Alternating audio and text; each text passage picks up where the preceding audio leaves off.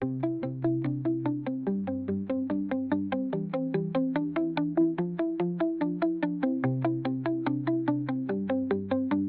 están todos? Bien. Si gustan, para empezar nos ponemos de pie para hacer una oración y poner esto en manos de Dios. En esta hora, Padre amado, venimos delante de ti, juntos, habitando aquí en tu casa, porque necesitamos de ti. Venimos en esta hora reconociéndote delante del cielo, delante de la tierra, delante de todos los que están aquí, como nuestro Señor y Salvador, a ti Jesucristo, reconociendo que eres tú el único que ha sido capaz de dar su vida por nosotros. Dándote gracias, Padre, porque nos has permitido el día de hoy, porque podemos saber que todos nuestros familiares están con bien, porque podemos saber que nos has mantenido con bien, que has tenido este cuerpo a salvo, que hoy un día más has cuidado de nuestra mente, de nuestro trabajo, de la salud, que eres tú quien va delante de nosotros. Te pedimos, Espíritu Santo, que vengas a este lugar, que tomes el control de lo que aquí se va a hacer, del tiempo, de todo lo que se va a hablar, para que sea para glorificarte a ti, Señor, y que sea de tu agrado. Gracias te damos, Padre amado, por un día más, y te pedimos que seas tú el glorificado en esta noche. Amén. Si gustan, toman asiento. Todos los versículos que voy a leer, yo los transcribí para no estar buscando en la Biblia. Entonces, si ven que digo algo mal, me corrigen. Amén. Hoy lo que voy a hacer es recordarles algo que todos debemos saber, algo con lo que todos debemos vivir, que es Jesucristo como el tema central de nuestras vidas. Amén. Entonces, para empezar, vamos a dar una definición de amor, porque a veces uno cree que ama, pero no tiene en realidad ni idea de lo que significa el amor. Dice que el amor es la capacidad que tiene una persona de amar a muchas personas al mismo tiempo y ser capaz de sacrificarse sin límites ni condiciones por aquella persona. Lo podemos ver en Lucas 22:44. Me dicen un amén cuando lo tienen.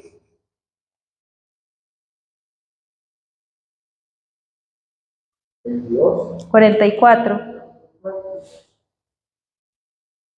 Amén. Amén. En el nombre del Padre, del Hijo y del Espíritu Santo. Diciendo, Padre, si quieres, pasa de mí esta copa, pero no se haga tu voluntad. No se haga mi voluntad, sino la tuya. 43. Y le apareció un ángel del cielo para fortalecerlo. 44. Y estando en agonía, oraba intensamente, y era su sudor como grandes gotas de sangre que caían hasta la tierra. Aquí nos dice que él estaba en agonía. Agonía quiere decir que es un agotamiento total del cuerpo, de la mente, de los músculos, de los órganos, o sea, todo está tan cansado, que se revientan todos los vasos capilares y por eso se sangra. Entonces vea el nivel en el que él estaba en ese momento, que sintió esto, pero aún así, como él tiene un amor sin límites para nosotros, lo resistió.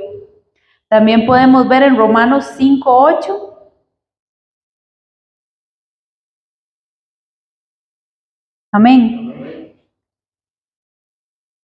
Que dice, mas Dios muestra su amor para con nosotros, en que siendo aún pecadores, Cristo murió por nosotros.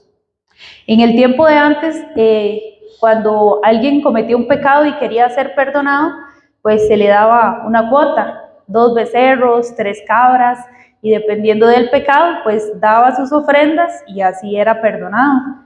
Ya después fue tanta la maldad y fue tanta la inmundicia que ya no había, ya la ley no podía más, ni Dios, perdonar tanta maldad. Entonces por eso fue que Jesús tuvo que hacerse sacrificio para nosotros.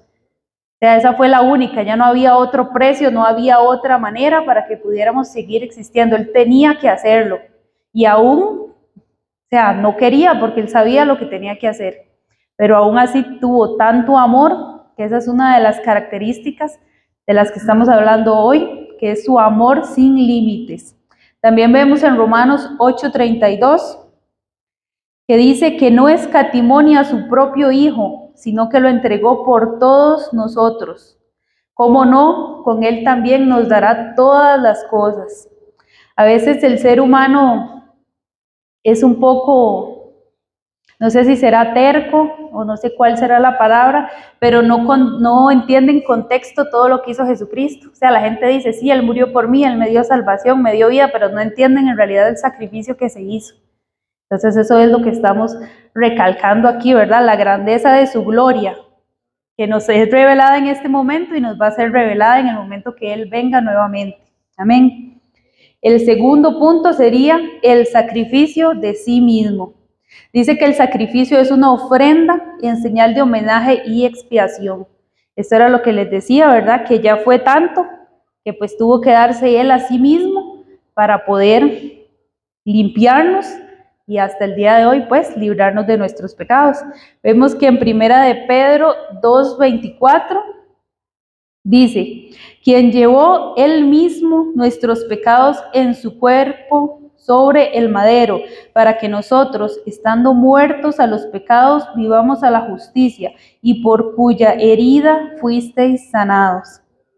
Amén. Y entonces tenemos que entender esto, ¿verdad?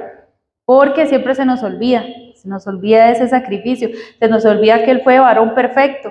Y en la Biblia dice que tenemos que cada día seguir adelante, cada día buscar ser la medida del varón perfecto, que fue Jesucristo, ¿verdad?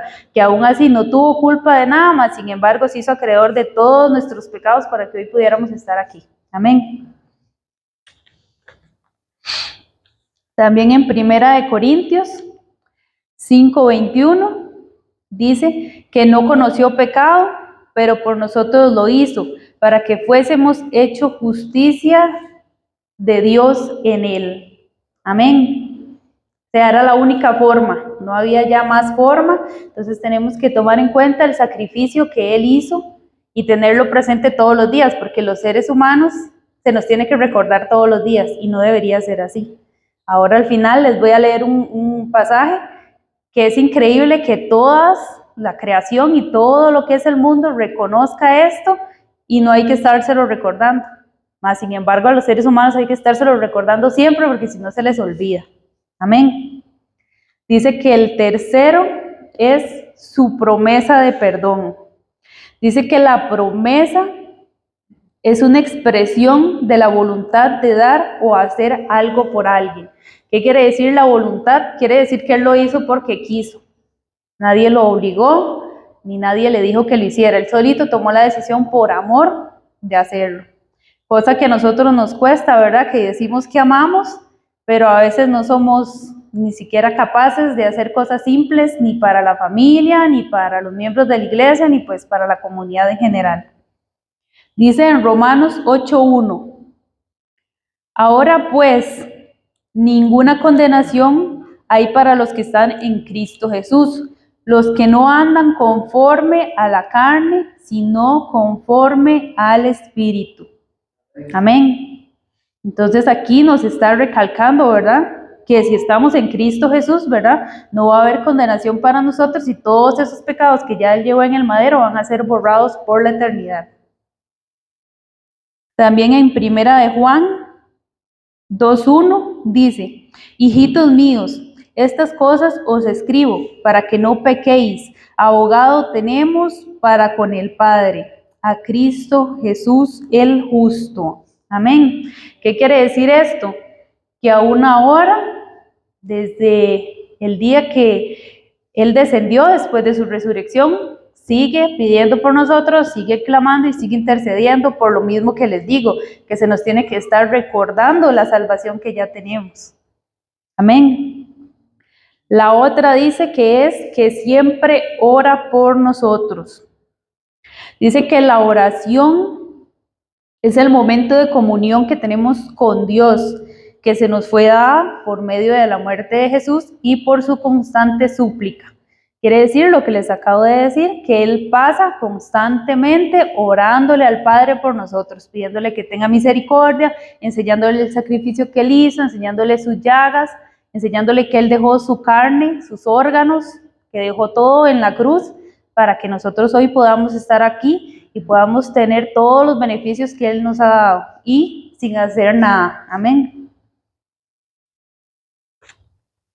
También en Hebreos 7:25 dice, por lo cual puede también salvar perpetuamente a los que por Él se acercan a Dios, viviendo siempre para interceder por ellos.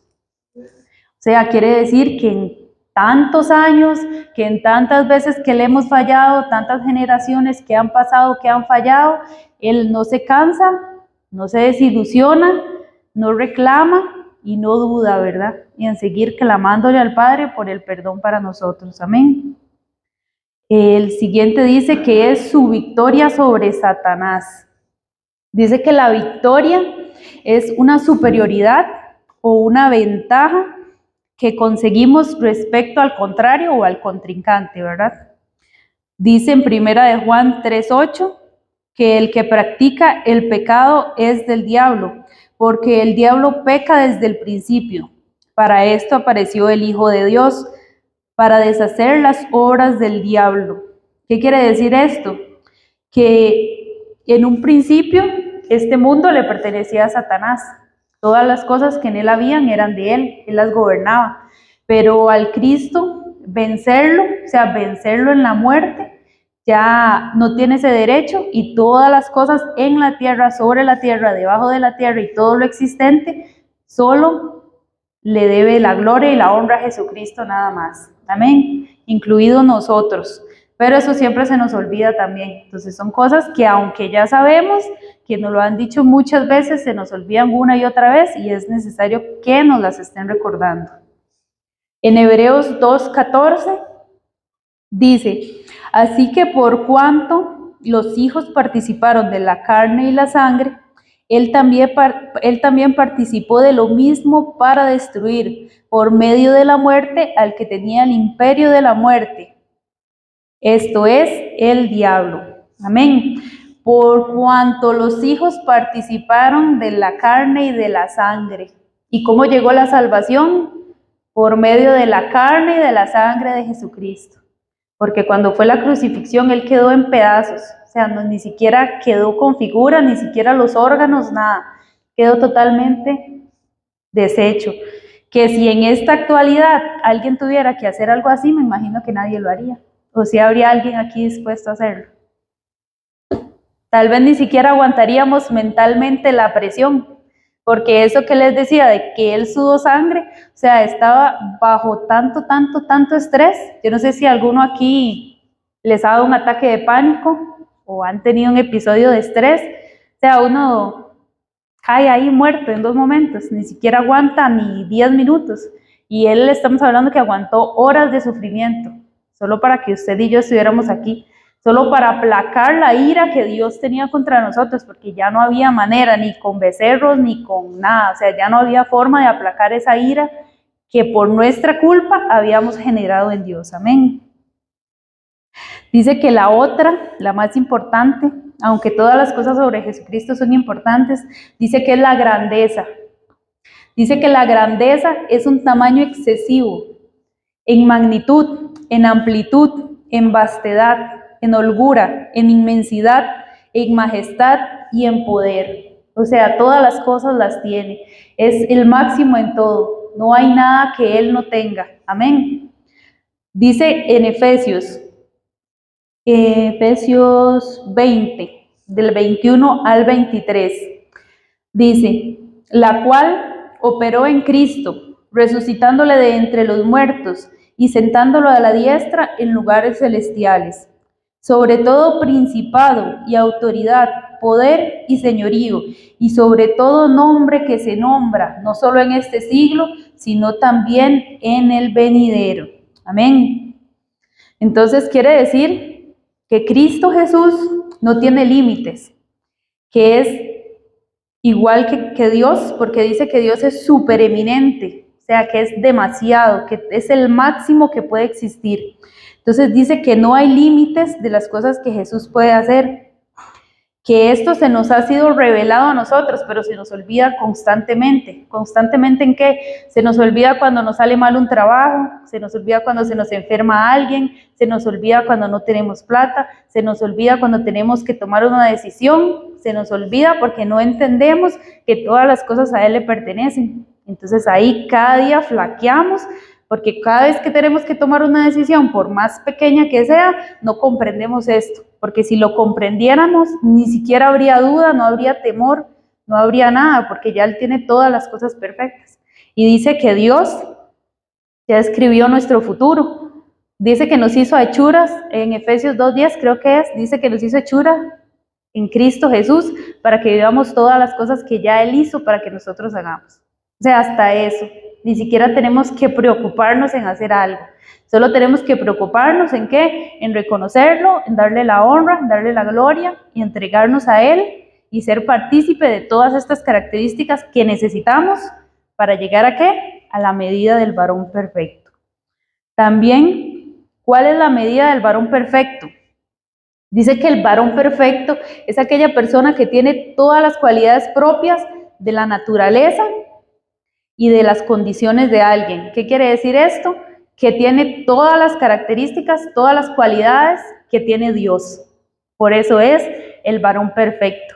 Y ahí es donde nosotros debemos tratar de llegar, ¿verdad? Por eso debemos esforzarnos cada día, tener esto en cuenta cada día y cada día que nos levantamos, decirle a Él que tome el control, que haga su voluntad, que nos enseñe y que sea Él siempre el que reine en nosotros. Amén. Aquí les voy a dar ciertas características que necesitamos, solo son algunas, porque son miles las características que necesitamos cumplir para llegar a esa medida. Entonces, si quiere alguien me ayuda a buscar Mateo 5, del 3 en adelante, para que me lo vaya leyendo.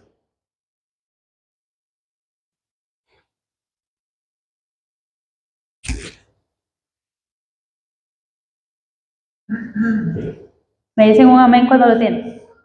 Amén. Ok. Vamos a leer primero Mateo 5:3. Dichosos los que tienen espíritu de pobres, porque de ellos es el reino de los cielos. Dichosos los que tienen espíritu de pobres. ¿Qué quiere decir esto? No quiere decir de pobres de un pensamiento de pobreza. Quiere decir de pobres en humildad de espíritu. Dice que los humildes son aquellos que saben reconocer sus limitaciones y saber reconocer que sin Dios no somos nada y que Él es el único que nos puede llevar a esa medida del varón perfecto, ¿verdad? Cuando conocemos nuestras limitaciones, se abren muchas posibilidades porque entendemos que no somos dueños de nada, que no somos capaces, como dice la Biblia, tan siquiera ni de cambiar el color del cabello. A pesar de que la Biblia dice que cosas más grandes que Cristo haremos, porque tenemos su misma autoridad, no lo sabemos, ni lo entendemos, porque si no seríamos capaces de hacer miles de cosas que no hacemos. Amén. Mateo 5:4. Dichosos los que sufren, porque serán consolados. Serán consolados. Esto es la capacidad de reconocer cuando una persona tiene una pena, un dolor, un sufrimiento y ser capaces de ponernos en ese lugar, de sentir ese dolor, de sentir esa angustia, esa ansiedad y poder ser capaces de consolar a esa persona, que son las cosas que Cristo Jesús nos manda, ¿verdad? Amén. Mateo 5:5. Dichosos los humildes, porque verán la tierra prometida. Dichosos los mansos. ¿Y por qué se lo sabe, Marito? Así me gusta. Dichosos los mansos. Amén. A veces la gente cree que manso es dejarse, que manso es no defenderse, que manso es dejar que las personas le pasen por encima, que hablen mal de uno, que lo humillen, pero en realidad eso no es ser manso. Ser manso es ser de buena voluntad, es ser amable, es saber cuándo callar y es saber cuándo hablar, porque a veces En realidad hay un dicho que dice que la persona necia, cuando calla, y por lo menos la gente no sabe que es necia, pero cuando habla, lo que hace es solo confirmar su necedad. Amén. Entonces a veces hay que saber cuándo callarse, hay que saber cuándo hablar y hay que saber cómo hacerlo. Mateo 5:6. Dichosos los que tienen hambre y sed de la justicia, porque serán satisfechos. Hambre de justicia, amén. Debemos ser justos en todas las cosas según la ley que ya se nos fue entregada. Como les decía ahora, tanto en las cosas pequeñas como en las cosas grandes. A veces creemos que las cosas pequeñas no hacen la diferencia, pero en realidad sí la hacen. Entonces debemos ser justos en todas las cosas que hacemos. En Mateo 5:7. Dichosos los compasivos, porque Dios tendrá compasión de ellos. Amén. Dichosos los compasivos. A veces eso cuesta un poco. Cuesta a veces un poco ser compasivo porque lo primero que hacemos es juzgar. Entonces vemos a una persona en una situación y decimos, sí, pero es que hace tal cosa. Está ahí porque tal cosa. Entonces debemos aprender a ser misericordiosos como fue Jesús, porque nunca vemos que en la Biblia Jesús diga algo de algún pecador. Siempre le dice, ve y no peques más. No le dice, no, yo no lo voy a sanar, o usted no es digno, no lo merece, no. Siempre nos da la oportunidad. Entonces, así como Él nos la dio, debemos nosotros también ser merecedores y dar también esa misericordia para los demás.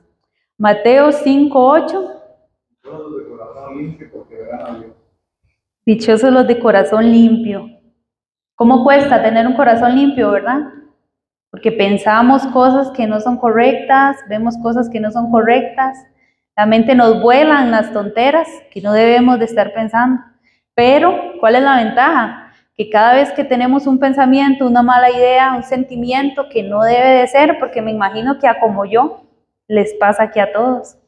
Pero la diferencia hace que en ese momento usted reconozca que está en un error, para que esa actitud, ese pensamiento pueda ser quitado, usted pueda ser limpio, pueda ser un nuevo ser y pueda ser dedicado para Cristo Jesús. Amén. Mateo 5:9. Dichosos los que trabajan por la paz, porque Dios los llamará Hijos suyos. Amén.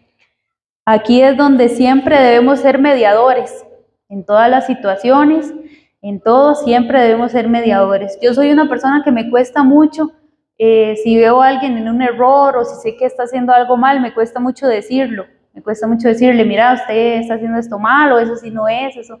A mí me cuesta mucho, ¿verdad? Prefiero mejor decirle a Dios y que Él solucione las cosas. Amén. Mateo 5:10-12. Dichosos los perseguidos por hacer lo que es justo, porque de ellos es el reino de los cielos. Dichosos ustedes cuando Por mi nombre los vituperen. Cuando por mi nombre los vituperen, ¿será no? Sí, por ahí va. Bueno, esa palabra nos quiere decir que seamos decididos en cada cosa que hagamos. Quiere decir que nosotros, como hijos de Dios, como nuevas criaturas, hemos decidido ¿qué? Seguir esta palabra. Hemos decidido buscar a Cristo, hemos decidido ser firmes en las cosas que Él nos pide. Amén. Y la última, Mateo 5:13. Entonces, ustedes son la sal de este mundo, pero si la sal deja de ser salada, ¿cómo podrán recobrar su sabor? Ya no sirve para nada, así que se la tira a la calle y la gente la pisotea. Amén. Nosotros somos la sal de este mundo. ¿Y cuál es la sal de este mundo? La palabra de Dios.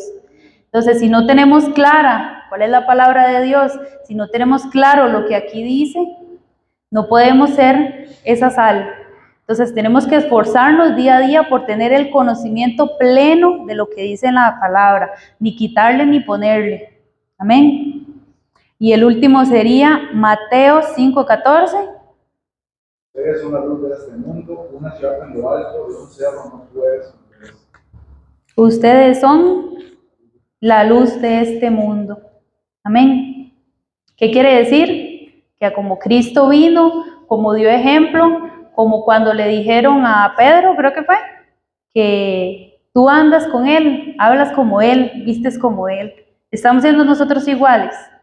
No creo, ¿verdad? Porque bueno, a mí personalmente me cuesta mucho decirle a alguien que Cristo lo ama o hablarle, darle una palabra. Entonces, ¿qué quiere decir? Que yo voy a algún lugar y nadie sabe que yo soy cristiana. Yo no estoy siendo luz. Entonces, ¿qué estamos haciendo para hacer esa luz igual que Cristo Jesús? Estamos siendo la diferencia. Somos aquella persona que estamos en la boca de alguien para que hablen cosas buenas y no cosas malas. Para que digan, vio a fulano, qué lindo cómo habla, cómo se comporta, cambió. Yo quiero ser como él. ¿Como quién? Como Cristo Jesús. Amén. Ese siempre debe ser nuestro límite. Y dice que Él no tiene límites, porque dice que su grandeza es lo más que hay, los más superior. Entonces no tenemos límites nosotros tampoco. Amén. Y dice que la última sería su segunda venida. Eso es una promesa que Él nos dejó, que a pesar de que hayan pasado miles de siglos y que todo el mundo diga, ya viene, y sigan pasando los años, cuando sea la hora, Él va a venir. Amén. Dice en 1 Corintios 1:7, de tal manera que nada os falte en ningún don, esperando la manifestación de nuestro Señor Jesucristo, de tal manera que no nos falte en ningún don. Quiere decir que todos tenemos dones, quiere decir que todos somos capaces, quiere decir que somos un mismo cuerpo. Y me gustó mucho una vez que fuimos allá a La Uruca, que estaba el pastor, venezolano creo que él dijo que no todos podemos ser brazos, no todos podemos ser piernas.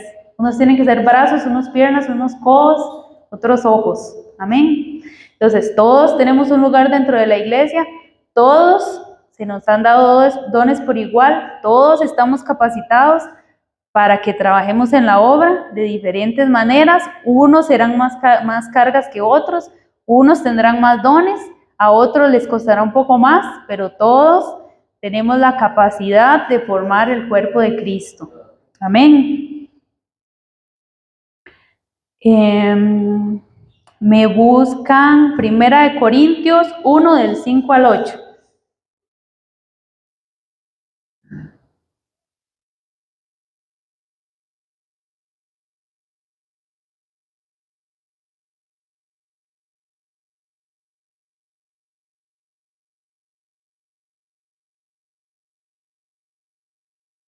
Pues por medio de él, Dios les ha dado toda riqueza espiritual, así de palabra como de conocimiento, ya que en el mensaje acerca de Cristo se estableció firmemente entre ustedes de que de este modo no les falta ningún don de Dios mientras esperen el día en que aparezca nuestro Señor Jesucristo. Dios los mantendrá firmes hasta el fin, para que nadie pueda reprocharles nada cuando nuestro Señor Jesucristo regrese. Amén. ¿Qué nos hace falta? Nada. Se nos fue capacitado en dones, se nos fue capacitado en sabiduría, en conocimiento, en inteligencia, en capacidad. Se nos fue capacitado en todas las áreas de nuestra vida. Entonces no tenemos cómo decir es que yo no puedo, es que yo no sé, porque ya eso se nos dio. Solo tenemos que entenderlo, tenemos que comprender la inmensidad del sacrificio que se hizo y comprender que podemos hacerlo. Que habrá veces que nos cuesta, que habrá veces que es más fácil, así va a ser. Pero por eso Cristo dio su vida, o sea, dio su vida, dio su sangre, dio su piel, quedó en pedazos para que usted y yo hoy tuviéramos todo esto. Que como les digo, se nos tiene que estar recordando una y otra vez porque se nos olvida. Amén. Y han visto que he utilizado la palabra recordar muchas veces. Les voy a explicar por qué. Vámonos a Job, capítulo 11, del 7 en adelante. Me dice un amén cuando lo tienen. Job 11 del 7, 12, perdón. 12 del 7 en adelante.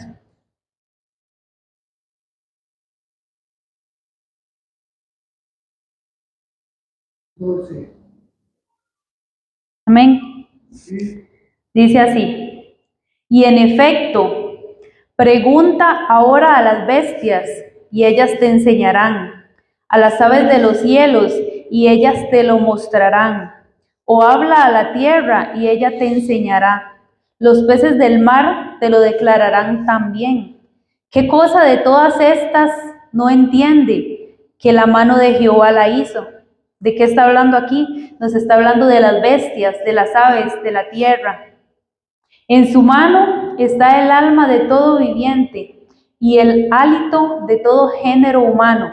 Ciertamente el oído distingue las palabras y el paladar gusta las viandas. En los ancianos está la ciencia y en la largura y en la larga de edad la inteligencia.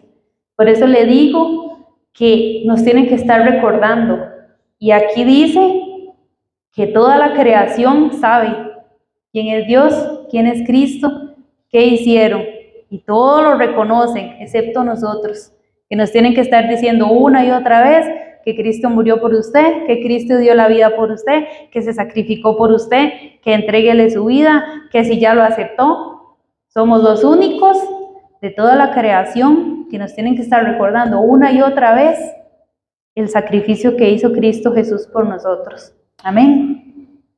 Entonces, esto era lo que les quería recordar una vez más, para que no olviden. Yo sé que todos tenemos situaciones, yo sé que todos tenemos problemas, que todos tenemos falta de un montón de cosas, que tenemos miedos, tenemos angustias, pero recordemos siempre que ya se nos fueron dadas todas las cosas. O sea, no hay nada a lo cual no podamos accesar.